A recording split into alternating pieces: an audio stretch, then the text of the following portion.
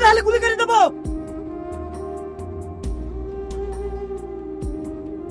সবাই ভালো করে নজর রাখবে, আজ যেন ও পালাতে না পারে। আর হ্যাঁ, প্রত্যেকে সবার পায়ের দিকে নজর রাখবে। আমি কিন্তু ওর বাবাই গুলি করেছি। ঠিক আছে স্যার। তোর পাটা দেখে তোর পায়ে গুলি লাগেনি, পাশ কেটে বেরিয়ে চলে গেছে। আরে আগে তো মুখটা ঢাক। কার আমি ব্যান্ডেজ করে দিছি।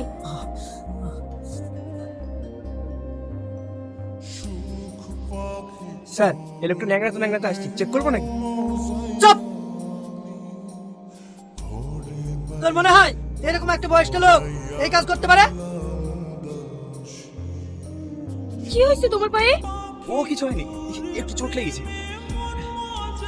আর কতদিন তুমি এইসব কাজ করবে বলো তো? আর পাঁচটা লোকের মতো সাধারণ জীবন যাপন করতে পারো না? আর যদি গুলিটা তোমার পায়ে না লেগে বুকে লাগতো তাহলে আমার কি হতো? আমার কথাটাই বাদই দিলাম। আমার গর্ভে যে সন্তানটা আছে তার কথা ভেবে হলেও এইসব কাজ ছেড়ে দিতে পারো। সালমা, আমারও মন চাই চার পাঁচটা মানুষের মতন চলি, কিন্তু আমি নিরুপায়। আমার বস আমাকে কখনোই এই নরক থেকে বের হতে দেবে না। কেন বের হতে পারবে না? ও কি তোমার মাথা কিনে রেখেছে নাকি জোর কথা মতোই চলতে হবে? অনেকটা তাই।